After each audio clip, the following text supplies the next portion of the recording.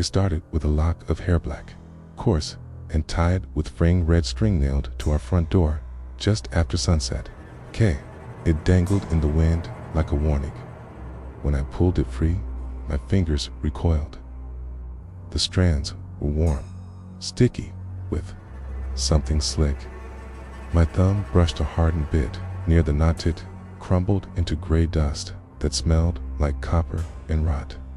Behind me, the porch wood creaked, though no one was there. The air thickened. I tasted metal. My mouth went dry, bile stinging the back of my throat. Inside the house, the lights began to hum, louder than they should. Then the whispering started thin, like moth wings scraping glass. At first, I thought it came from the forest. Then I realized it was coming from the walls. I found a bundle behind the porch paneling later that night. Bone fragments, child-sized, wrapped in bark, etched with symbols I recognized from the old chapel's burned altar, one of the only buildings left standing after the fire 50 years ago. Locals still leave milk and bread in the woods once a year, calling it the offering. They say it keeps the forest woman away, that she once traded her face for eternity, and now she wears the desires of others like a mask.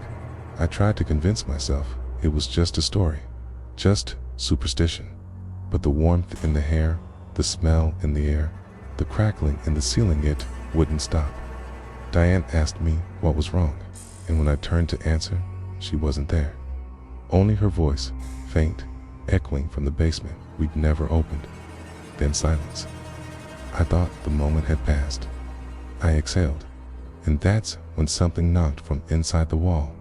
Asterisk, we'd only been in the house 2 weeks, but it felt like the walls had been watching us since the first night. The place had been in Diane's family for generations, though no one spoke of it. A crooked, 2-story relic swallowed by towering pine. The floorboards were always damp. The walls never warmed. There was a smell under the floor-wet soil, iron, and something sweeter, like rotting fruit steeped in blood. At first, it was small things, cold spots that moved, ceiling fumes that breathed. The kids complained about tapping under their beds. Diane found one of Max's teeth on the windowsill. He hadn't lost it, not yet. Still, we tried to keep things normal. Pancakes in the morning, walks along the overgrown path behind the shed. False comfort in routine. Then I found the door in the root cellar, buried behind crates of rusted tools and thick cobwebs, tidulous on the blueprint. The metal handle burned my palm, even though the air was freezing. Something banged behind it, 3 times slow, deliberate. I told myself it was pipes. I told myself a lot of things, but that night I dreamed of her, the forest woman, pale as birch bark. No phase-only hollow impressions, like something wore her skin instead of owning it. She stood in the woods behind the house. Its children surrounded her, silent and grinning. One held a jar of teeth. Another offered a crow with its wings torn off. I woke up screaming. Diane didn't stir, but her eyes were open, fixed on the ceiling, unblinking. The next morning, everything seemed fine. No more tapping. No strange dreams. I dared to believe it was over until I opened the fridge and found a muddy child's handprint on the inside of the door. Asterisk, one morning, I woke outside. Not on the porch, not in the yard, in the forest, curled in a bed of damp moss and broken feathers, 30 yards from the house. My bare feet were crusted in mud and dried blood. My skin stung. The pine needles stuck to my arms like thorns. Air was thick with the smell of fungus and copper, and somewhere deeper in the trees, I heard what sounded like a baby gurgling, but it never paused to breathe. I stumbled back toward the house, its hands raw, tongue dry. I tasted bile and something metallic, as if I'd been sucking on coins. Inside, Diane was staring at the wall, fingers twitching slightly. "You don't remember?" she asked, not looking at me. Her voice was paper-thin, like someone reciting a line they'd practiced. "You walked out smiling," she whispered. "We argued." I screamed, but she wouldn't blink. I told myself I was sleepwalking. I forced down coffee, poured bleach into the sinks, but the walls, they pulsed when I passed. The wooden beams were damp to the touch, like skin, and I could swear the knocks in the grain were watching me. That night, I bolted every door, set up motion sensors, slept with a knife. At 3:11 a.m., the hallway lights flared on. The cameras blinked static.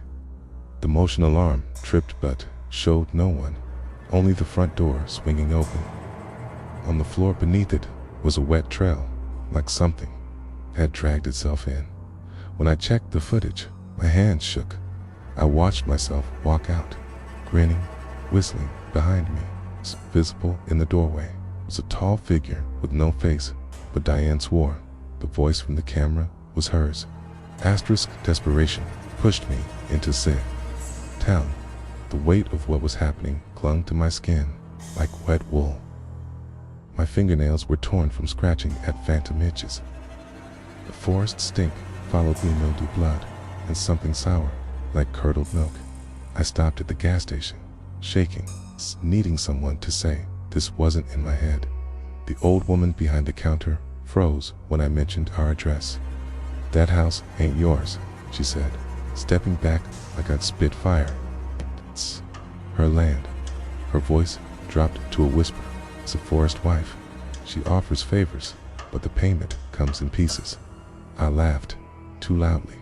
It sounded foreign to me, but her eyes, they were wet with something more than fear. Regret.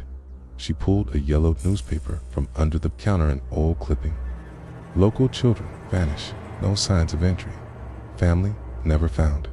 The photo was grainy, but I recognized the front steps. Later, in our attic, I tore through boxes, my hands numb with panic. Behind a false panel, I found a stack of leather-bound journals. His name was etched in one, Elias Mercer, Diane's grandfather. He wrote of waking up in the woods, of bargains made, of an entity that wears the face of want, teed once, asked for rain to save the crops. The next day, his wife drowned in her bed. That night, the house was silent. I almost believed the worst had passed. Diane even smiled, just a flicker, but real. We played cards with the kids, laughed, almost, felt normal. Then Max sneezed from inside the chimney. We froze. The fireplace creaked, and from the blackness, something coughed again, but it wasn't Max's voice that answered. It was mine. "Spring, help me." Asterisk. She came to me that night. I didn't hear her. Enter she was just there, a silhouette, standing at the edge of Max's bed, tall and impossibly thin. Her outline was blurred, like heat rising off asphalt. No face, just an emptiness that pulsed. The air turned bitter, thick with the stench of wet bark, mold, and decaying meat. My skin prickled. I couldn't move. My body refused. I tried to scream, but the taste of blood filled my mouth, choking the sound before it left my throat. She didn't speak aloud, but her voice swelled inside my skull, soft and sticky, like honey poured into a wound. "Can give you what you want," she said. My vision blurred. Behind her, the wallpaper peeled, revealing something moving underneath, not mold, but writhing veins. The floorboards groaned with breath. My teeth ached. "One favor, just say yes." I didn't want to answer, but the word was already leaving me, pulled out like a thread from my chest. Yes. The moment it escaped, the walls shivered, and the window panes cracked in unison. She vanished, stirred, turned in his sleep. I collapsed to the floor. For a moment, there was silence. Then laughter, children's laughter, muffled, distant, as if coming from underground later. I tried to tell Diane, but the words felt slippery. She pressed her fingers against my lips. "It's over now," she whispered, smiling in a way that didn't reach her eyes. "You said yes." That's all she needed. I found a book that night, tucked inside Max's toy chest. Handmade, pages of pressed leaves and stitched bone. Inside was a crude drawing of a faceless woman holding a heart in one hand and 3 small shadows in the other. Beneath it, in smudged ink, "The favor is never free." Asterisk. The next day, the house began to rot. It started in the nursery, a thick, black mold bleeding down the walls like veins, pulsing faintly beneath the cracked paint. The crib was soaked in something sticky, and when I touched it, my fingertips came away red, but not blood. It smelled like rust and spoiled milk, a scent that clung to my throat, making me gag. The air buzzed with whispers, barely audible, repeating one phrase. She remembers. Diane refused to see it when I showed her the stains. She only frowned. "It's always been there," she said, brushing her hand across the wall. Her fingers left trails in the ooze, but she didn't react, just smiled. I watched her tongue flick across her lips. Later, I found her in the kitchen, chewing something dark. Her jaw worked in slow, rhythmic clicks. She said it was chocolate. It was not. That night, I toured through the basement, searching for anything salt, iron, relics, symbols. I remembered the village woman's warning. You can't seal what's already been promised. It's found old floorboards beneath the stairs, warped and soft. Ripping them up, I uncovered a hollow packed with straw, animal bones, baby shoes, and a tattered child's drawing of a forest with the words, "She lives in the roots." I burned it all. The flames hissed with a voice. For a few hours, it was quiet. I dared to believe I had undone something. I slept on the couch with a kitchen knife. No tapping, no voices, no mold. Then, around 4 a.m., the walls began to breathe. Again slow, labored inhales through the vents, like the house itself had lungs. And when I turned toward the hallway, I saw muddy footprints, small ones, leading away from my children's room. Asterisk, I followed the footprints. They were too perfect, too deliberate. Mud tracked in symmetrical steps as if placed with care. Not smudged. Like a child's sprint, they marched, precise, into the study. The air grew colder the farther I went. Not just temperature, a dead cold, like something had drained the life from the room before I arrived. I tasted it in my mouth, bitter copper and ash, like I'd bitten into an old coin left in a grave. The trail stopped at the bookshelf, the tall one with the locked drawer. It had never opened, not even with Diane's key. Now it hung slightly, ajar. Inside, I found a thin, cloth-bound journal wrapped in bark. The pages stuck together, soaked in something dark and flaking. I peeled one free and read the first line. She answers only to blood. The entries weren't in English, but I recognized some glyphs same as those etched into the altar in the burned chapel. Ritual markings, offerings, promises. One sketch showed a family tree twisted into roots. The final branch cut clean, dripping something black. I heard Max giggling behind me. I spun, knife raised. Nothing but the laughter echoed, warped and distant, like it was being filtered through a wet throat. The house trembled. The floorboards rippled beneath my feet. Wallpaper curled inward, revealing slats of flesh beneath wood, pulsing with veins. Then it all stopped. Silence. No giggles, no whispers. Just me, the journal, and my own ragged breathing. I staggered to the hallway. All the bedroom doors were shut. Too quiet. I opened Max's room. Empty.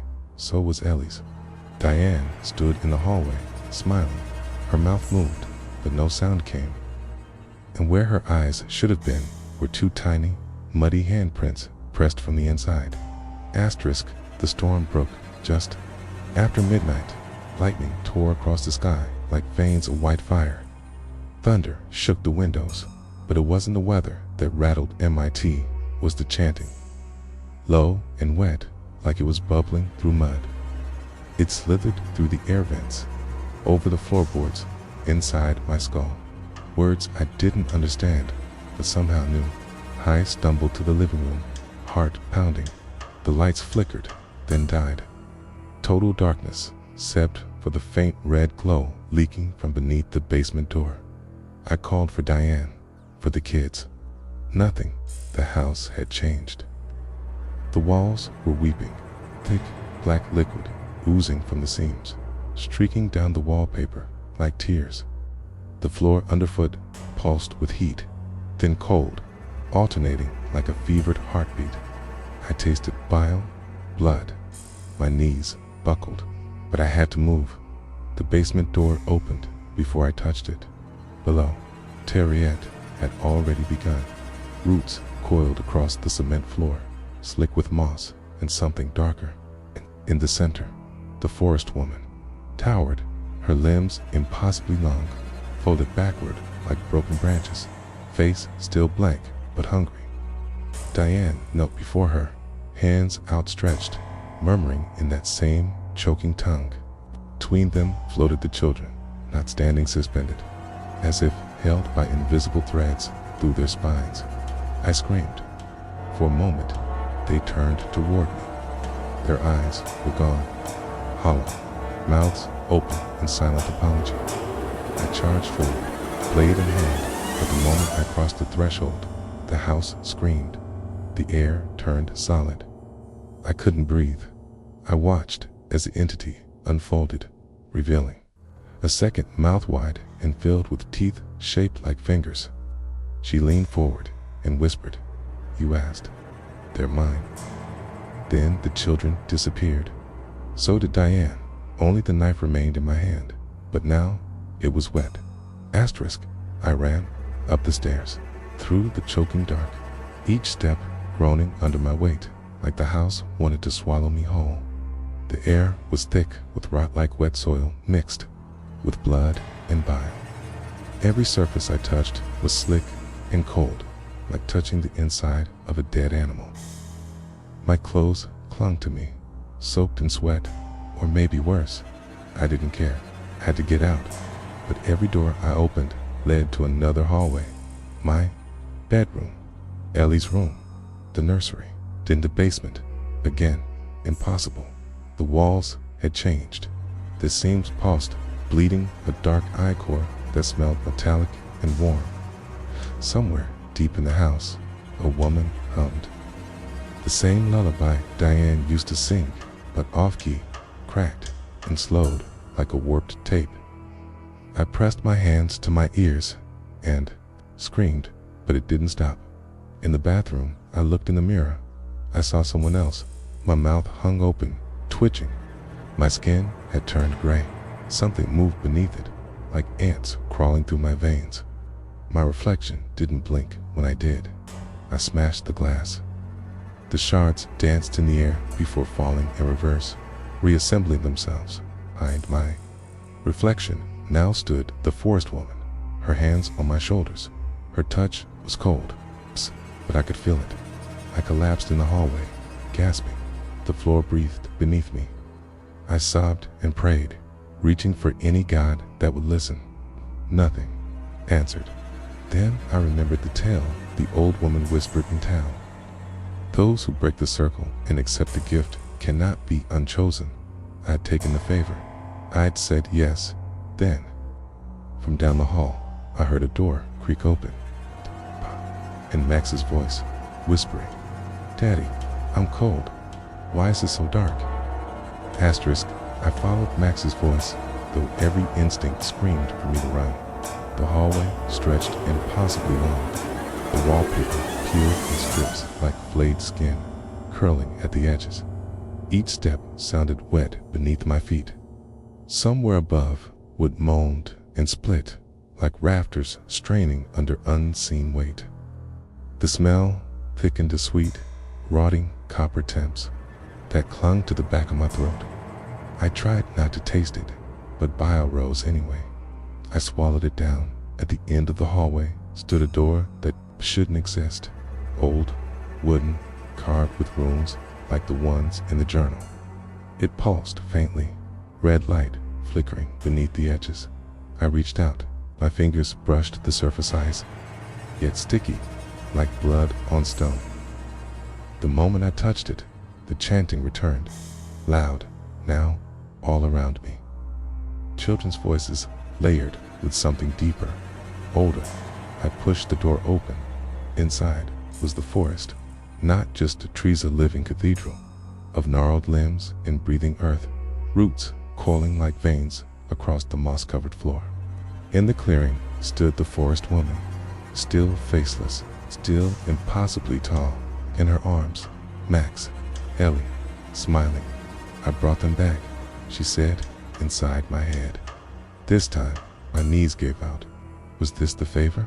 A cruel joke? A loop? "I can give them to you again," she whispered, her voice 1,000 whispers echoing through bone. "Just say yes." My mouth moved. No sound came. Behind me, the trees closed in. The sky went black. The scent of copper thickened until I couldn't breathe. The ground pulsed beneath me like a heartbeat. When I woke, I was back in my home, empty, silent. But the front door stood wide open. Outside, in the distance, I heard a knock, 3 soft taps from deep in the woods.